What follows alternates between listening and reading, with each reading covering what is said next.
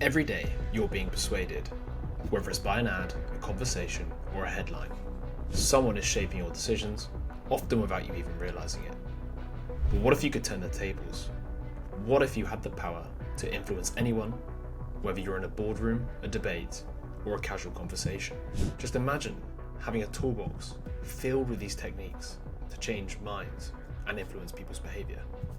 These aren't just tricks, they're tools grounded in psychology and used by everybody from marketers to political leaders. Well, after today's video, you will have this toolbox. In this episode, we've extracted all the actionable insights from Age of Propaganda by Anthony Protakanis. It's the seminal guide to persuasion, and today, together, we're going to explore this ultimate toolkit for persuasion. In this episode, you're going to learn 1. How to recognize subtle techniques used to influence your decisions without you realizing it. 2. Strategies for persuading others in a way that aligns their beliefs and behaviors. 3. How to defend yourself against manipulation, both in everyday situations and professional settings. In this episode more specifically, we're going to cover techniques such as cognitive dissonance, the power of words to shape perception, the Granfalloon technique, one of my favourites for creating social identities, and even the very sneaky decoy effect that marketers use to steer your decisions. By the end, you have a full arsenal of tools to become a master of influence. So, are you ready to unlock the full power of persuasion? Let's dive into the first tool in this episode of the Persuader's Toolbox and discover how you can start changing minds today. So let's start with cognitive dissonance. Have you ever felt that uncomfortable tension when your actions don't quite match your beliefs? That's cognitive dissonance at work, and it's one of the most powerful tools in the Persuader's Toolkit. Cognitive dissonance happens when we hold two conflicting ideas or beliefs. For example, you might see yourself as an honest person, but then find yourself telling a lie. That internal conflict creates mental discomfort, and to relieve it, we do something really interesting. We change our beliefs or justify our actions to align with who we think we are. Remember, people will go to great lengths to avoid this discomfort. In fact, they'll even ignore danger or stick to a harmful behaviour if it means preserving their self-identity. It's not just about being right, it's about feeling right. Here's where it gets more interesting. This natural tendency can be exploited. Propagandists throughout the ages have used what's called the rationalization trap. First, they create dissonance by making you feel guilty, inadequate, or hypocritical. Then they offer the perfect solution to relieve that tension. That might sound rather abstract, so let's look at an example. Imagine a charity asks you for a donation. You decline, saying you can't afford it. But then they respond with, even a penny helps. Suddenly you're caught in the dilemma. If you still say no, you might feel stingy or less generous than you like to think of yourself.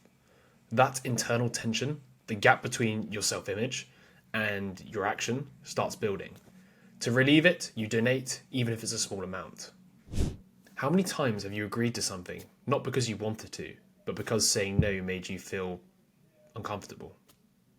This is cognitive dissonance in action. But it doesn't stop there. Dissonance can also shift your beliefs, especially when you're confronted with opinions that challenge your worldview. For example, if someone presents an idea that directly contradicts what you believe, it creates that discomfort again. There are a few ways to resolve this. You might change your mind to match the new information, or you might try to convince the other person to see things your way. You could also double down your existing belief by surrounding yourself with people who agree with you. This strengthens your original position. Or you might discredit the person altogether, deciding they aren't credible or trustworthy. The key here is that the trustworthiness of the person sharing the new idea is critical. If they seem credible, you're more likely to be swayed, even if their message challenges your beliefs. But if their credibility is questionable, you're probably just tuning it out. So, next time you feel that internal conflict, when you hear something new, ask yourself, are you resisting because it's wrong or because it's uncomfortable? Understanding cognitive dissonance can help you not only defend against manipulation, but also become more open to new ideas. So, next up in the Persuader's Toolkit, we have the power of words. We often underestimate just how much influence a simple label or phrase can have over our thoughts and actions. But as you'll see, language is one of the most powerful tools of persuasion. So let's get started with the power of words. What if I told you that words can reshape how we see reality? It sounds far-fetched, but history shows us just how true this is.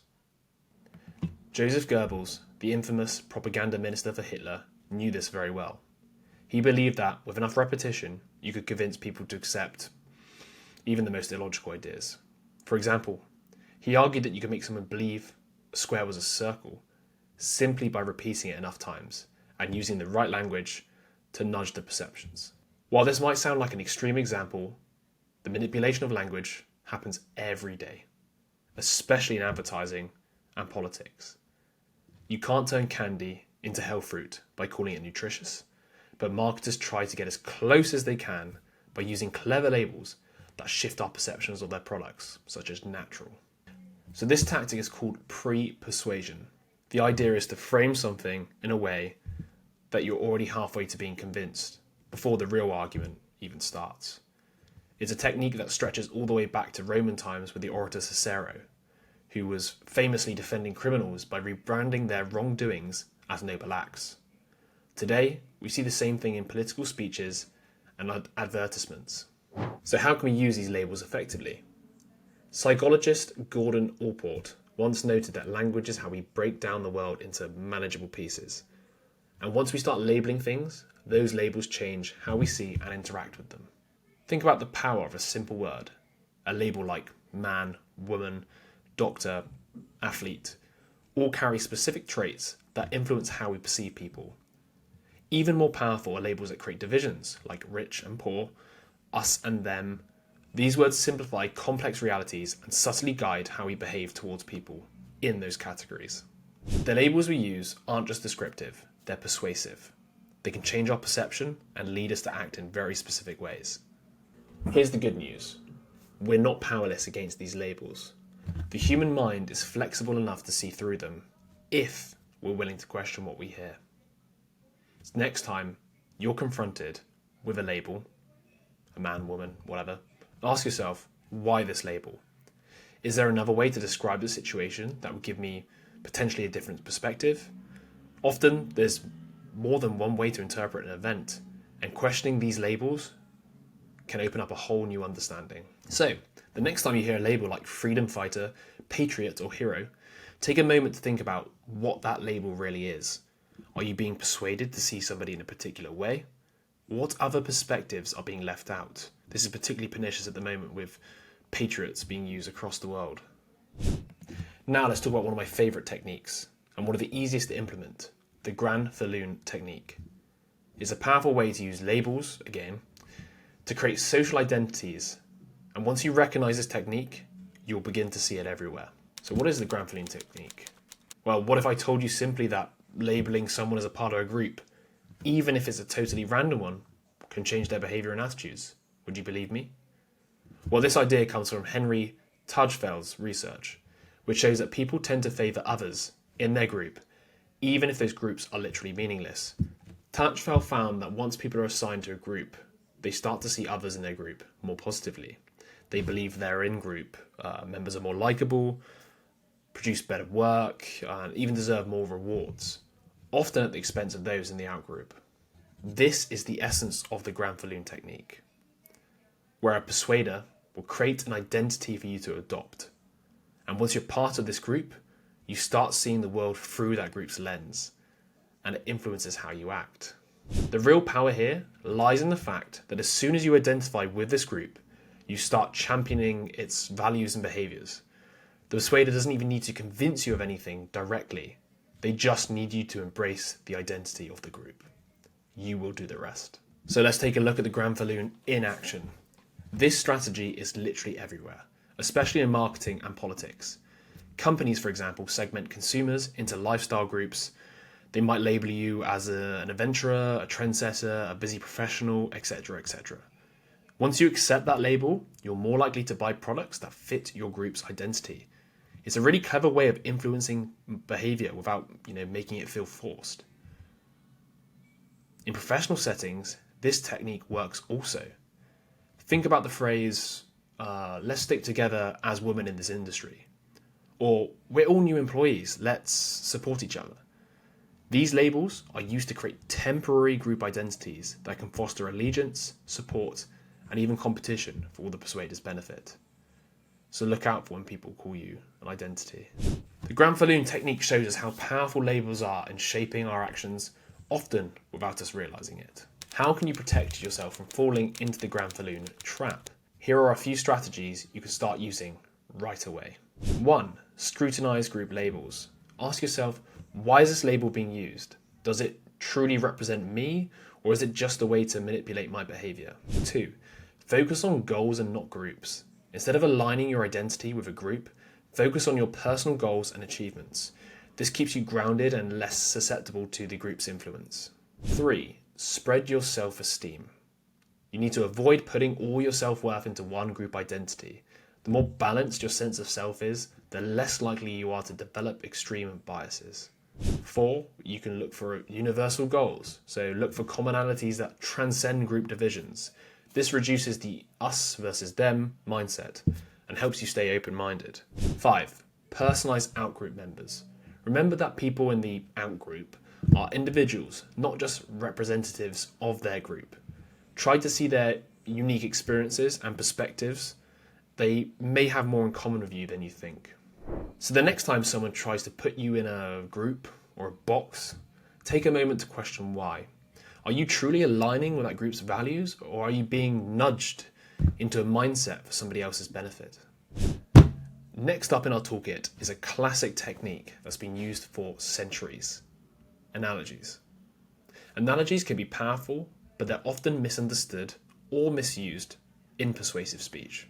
An analogy works by comparing two things, suggesting that because they're alike in one way, they must be alike in other ways too. But here's the catch: not all analogies are created equal. Traditional views on persuasion often warn us to be skeptical of analogies, and here's why.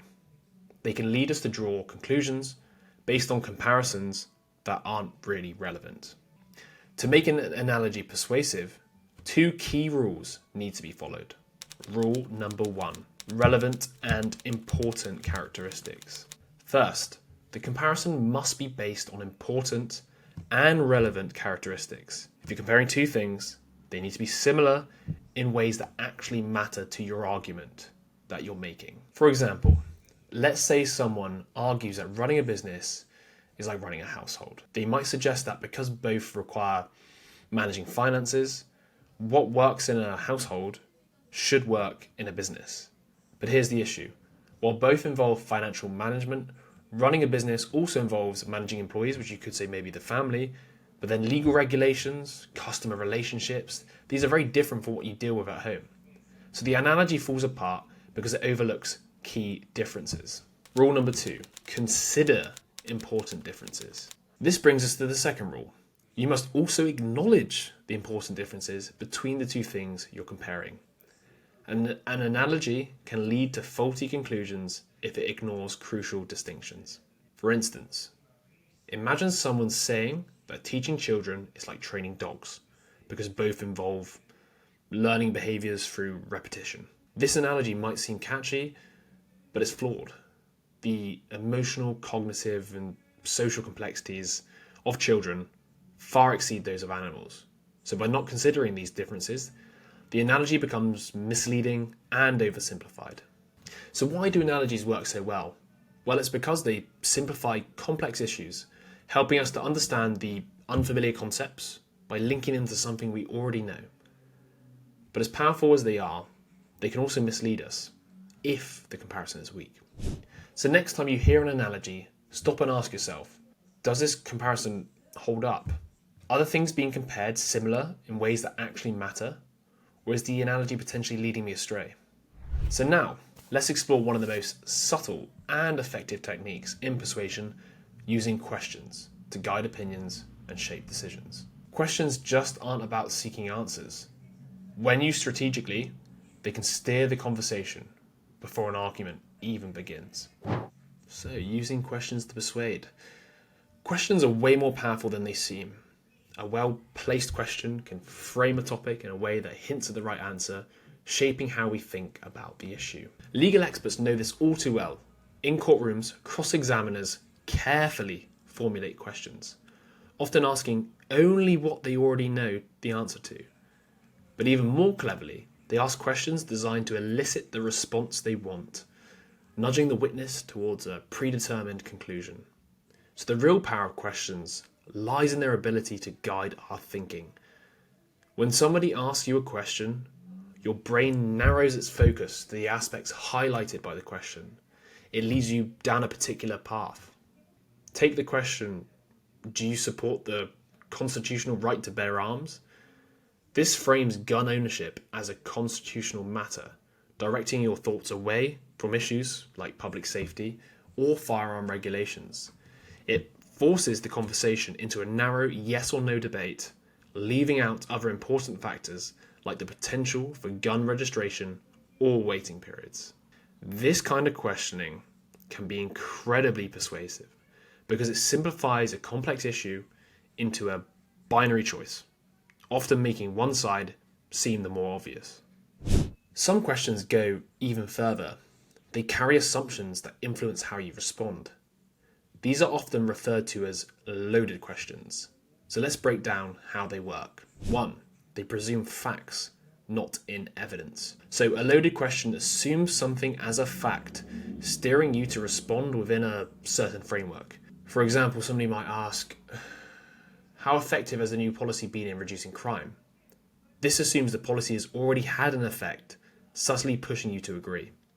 2. The framing effect. How you frame a question can highlight one aspect of an issue over another. For instance, asking, should the government stop wasting money on space exploration, implies that the funds are wasted, but reframe that question as, should the government continue investing in valuable space science? And suddenly, space exploration seems like a worthwhile endeavour. 3. Choice of language. Even small changes in wording can evoke different emotions. The word invest sounds positive and implies returns, while spend suggests a one-way loss. A simple shift in language can nudge people towards a particular stance without them realising it. 4. Narrowing the scope. Questions can limit your options. Should people be allowed to own handguns for self-defence, for example? Frames gun ownership as a self-defence issue, leaving out other concerns like recreational use or firearm regulation. And in 5, we have complex questions. By packing multiple points into one question, you can push somebody into agreeing with everything just because they agree with part of it. For example, don't you agree the government should lower taxes and reduce spending on social programs? That ties two issues together, making it hard for someone to support one without endorsing the other. So now, let's move on to how you could potentially tackle tough questions. So what do you do when you're faced with a tough question or leading questions? Here are some strategies to help you navigate them. 1. Redefine the query. So you can steer the conversation back by rephrasing the question. For example, if you're asked about a controversial environmental policy, you could say something like, that's a valid concern, but what's the best approach to balancing economic growth with environmental protection? This shifts the focus to finding solutions rather than defending a single point. 2. Delay the response. Sometimes it helps to buy yourself time. Respond with, we need to consider the broad implications before addressing this specific issue. This tactic allows you to think through your response more carefully. 3 is superficially deal with it. If a quick answer is needed, offer a reassuring but non-committal response like, rest assured I'm committed to both economic prosperity and safeguarding the environment. It addresses the concern without diving into the specifics. So shift focus with a new question. A great way to redirect tough questions is by asking one of your own. For instance, but isn't it just as important to discuss how we can create sustainable jobs while protecting the environment? This completely shifts the attention to a different aspect of the issue, allowing you to guide the conversation. So questions, as you can see, aren't just about gathering information, they're about shaping it. So the next time somebody asks you a question, think very carefully about the framing. What assumptions are being made? And potentially, are you being led to a very specific answer? So now let's talk about a tool that's incredibly common in marketing and decision making, yet it often flies under the radar, the decoy effect. This technique uses a decoy option to nudge you toward a specific choice without you even realizing it. Have you ever seen three options, two close in value and one clearly worse? That third, less appealing option is always the decoy. It's not meant to be chosen. It's there to make the other two options seem like the best deal. For example, if you're choosing between a $10 basic subscription and a $30 premium one, that price gap seems big, but if you add in a $28 option with fewer features, then the premium, and suddenly the $30 doesn't look so bad. The decoy shifts your perspective, making the premium option appear more valuable. So as you can see, our judgments are often comparative. We make decisions based on how options are framed, not just their absolute value. This is a powerful technique used to subtly guide your choices without you realizing it. So next time you're making a choice, ask yourself this: am I picking this because it's the best option, or is the context of the choice steering me toward it? So let's move on and talk about another tool that can be incredibly damaging and effective, which is using negative associations. This tactic doesn't need facts or evidence to work. It just needs suggestion. In politics, even the hint that a candidate is involved in something unethical can tarnish their image. And here's the thing, it doesn't even matter if they actually did anything wrong. The mere association with a negative behaviour is enough to cast doubt on people's minds. This tactic plays on a psychological phenomenon. When somebody's linked to negative concepts or actions, even loosely, we tend to form a negative impression of them. It's a tool used in political campaigns all the time. Opponents will always raise questions about a candidate's character or integrity, linking them to scandalous activities, even if the claims are vague or unfounded. The power of this tactic lies in the suggestion that accusations don't have to even come from a credible source. For example, if a tabloid like The Sun circulates rumours of a politician's involvement in a financial scandal, it will still hurt the reputation even if the source is questionable. So why do these work? This technique taps into a fundamental human bias when it comes to potential risks. We tend to err on the side of caution. In politics, this means that once someone is linked to something unethical, people often assume there must be some truth to it, even if the evidence is lacking. This is where the saying, "where there's smoke, there's fire," comes into play. In the realm of political persuasion, this tactic can be exploited to imply wrongdoing even when there's no actual fire. People start to view the candidate with suspicion, and this suspicion is always difficult to shake off. So what's fascinating about this tactic is that it often doesn't hurt a candidate because of any proven wrongdoing. It's the mere association with something negative that does the damage. A candidate can suffer in the polls not because they've been found guilty of anything, but because their reputation has been linked to scandal or dishonesty. So the next time you hear accusations or negative rumours about someone, especially in politics, ask yourself, is this an informed opinion, or are you being swayed by the power of this association? So next up in the toolkit is a tactic we all encounter but may not always recognise, which is credibility, and more specifically, faking credibility. As we know, credibility can be manufactured, packaged and sold, just like any other product, and is often used to sway our decisions without us knowing it.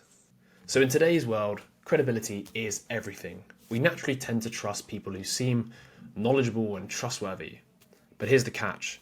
It's often much easier to appear credible than it is to be genuinely credible. Think about it. We're wired to listen to experts or people who appear to know what they're talking about. It makes sense. We can't know everything ourselves, so we must rely on these credible figures to guide us. But this opens the door to deceptive persuasion. When someone sees credible, we lower our defences and are more likely to accept their message, even if that credibility has been faked. But how is this credibility faked then? How is it created out of thin air? One common strategy is for the speaker to give the impression that they have nothing to gain. And in some cases, they might even have something to lose. This makes them appear even more trustworthy. For instance, imagine a stockbroker giving you a tip on a great investment. You might hesitate, wondering if the broker stands to gain a commission from the decision, but now imagine you overhear them, or overhear that same broker sharing the same tip with a friend, not trying to sell them anything. Suddenly that advice seems a bit more trustworthy because you assume it's unbiased. The broker's credibility shoots up simply because they appear not to be trying to influence you. This is a tactic used in advertising all the time. Celebrities, for example, are often seen endorsing products. Advertisers choose those who the public perceives as trustworthy or likable, creating a halo effect, where they associate the product with the celebrity's perceived credibility. It's not about whether the celebrity is an expert on the product, it's about how their credibility is packaged and presented to us. The media also plays a big role in shaping who we view as credible. Researchers are constantly tracking which public figures are trusted and which ones are losing credibility. Advertisers, in turn, use this information to decide which celebrities will best influence public opinion. This can lead to something like a personality cult, where we stop analysing the issues ourselves and instead rely on those who appear to be credible authorities. But here's the problem. Sometimes that credibility is more of an illusion, carefully crafted to persuade us, rather than based on the genuine expertise. So, how could we possibly defend against fake credibility? Well, next time you encounter a seemingly trustworthy figure or expert, ask yourself, is this person really credible? Or is their credibility being engineered to influence me? Remember, credibility can be packaged and sold, so it's worth taking a closer look. So, now let's talk about one of the most powerful tools in the persuader's arsenal, role models, which is basically what we were just talking about. So advertisers and media have long understood that role models aren't just about admiration, they're about influence. So role models are one of the most powerful influences in advertising and media, and they shape our behaviours and beliefs more than we might realise. In a short commercial, you can witness someone transform their life, whether it's losing weight with a new diet, gaining approval with a cleaning agent, or living the dream lifestyle thanks to a credit card. These ads do more than just promote products. They push certain ideals and ways of living.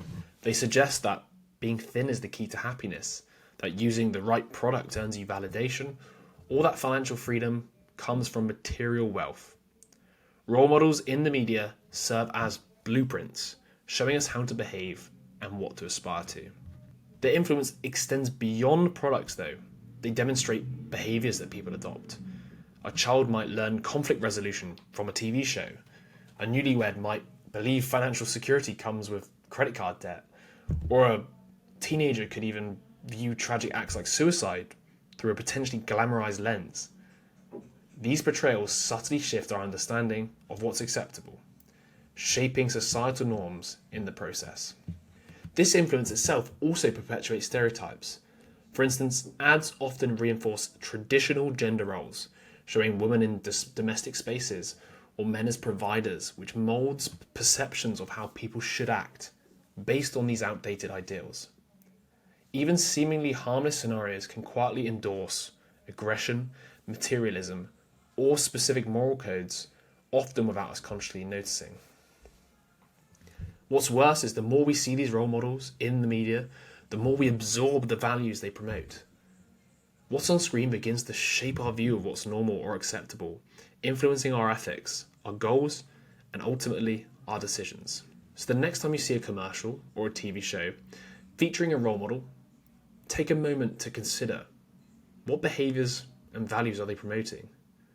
Are these ideals influencing your view of success, of happiness, or morality, without you even realising it? Another tool in our very deep toolbox is vividness. Making your message vivid by crafting it in a way that stirs emotion, sparks imagination, and feels immediate to your audience. Vivid messages resonate because they speak directly to our feelings, triggering emotional responses that draw us in. When a message is vivid, it doesn't just stay abstract. It prompts us to create a mental image, helping us visualize the scenario. Think about an anti-fluoridation campaign that featured a disturbing image of a rat alongside a stark warning about poisoning drinking water. That image was vivid. It sparked a reaction and it worked. The campaign succeeded in halting the fluoridation process simply because the message was unforgettable. Vividness grabs our attention in a world overloaded with information. It's the vivid message that will always stand out. It doesn't get lost in the noise, and it also makes the message personal and concrete. When we see something vivid, we make personal connections to it, and we start picturing in our own lives, enhancing the persuasion process even further. Perhaps most importantly, vivid messages are memorable. When we vividly picture, that's what we always remember.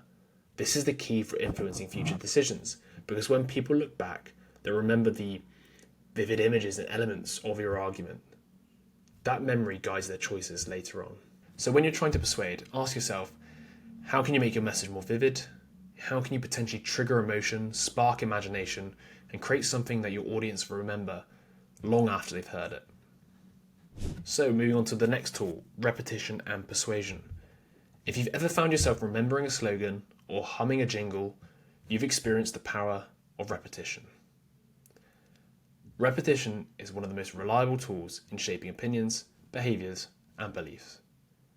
It's no coincidence that successful ads and political slogans are short, catchy, and repeated over and over and over again.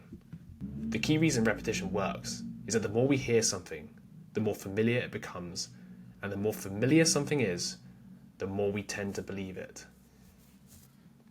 It's part of how our brains are wired. Repetition makes ideas feel true, even if we didn't believe them at first. This technique is widely used in advertising, where a product's name or a brand message is repeated across multiple platforms, TV, social media, billboards, until it's ingrained in our minds. But it's not just for selling products. Political campaigns use repetition to drill home key points and shape public perception. Make America Great Again, or Yes We Can, worked not only because of what they said, but because he was said constantly. Repetition is especially effective when it comes to complex or controversial ideas. Initially, people might resist a new concept or disagree with it, but over time, as they keep hearing it, they become more comfortable with the idea. Repetition softens resistance and it normalizes the message. Repetition also works in subtle ways. It builds credibility. When you hear something multiple times, it feels like it must be widely accepted, reinforcing its legitimacy. It creates the illusion of consensus. So next time you find yourself agreeing with something, pause and ask, do I believe it because it's true? Or because I've heard it so many times that it feels true? Right, moving on to one of the most powerful tools, fear. Fear is one of the most primal human emotions, and when used in persuasion, it can be incredibly powerful. Fear-based messaging taps into our instincts to avoid danger, prompting us to take action in order to protect ourselves. This is why fear is such an effective tool in advertising, political campaigns, and even public health campaigns. Fear-based persuasion works by highlighting a threat, whether real or perceived, and then offering a solution that helps the audience feel safe.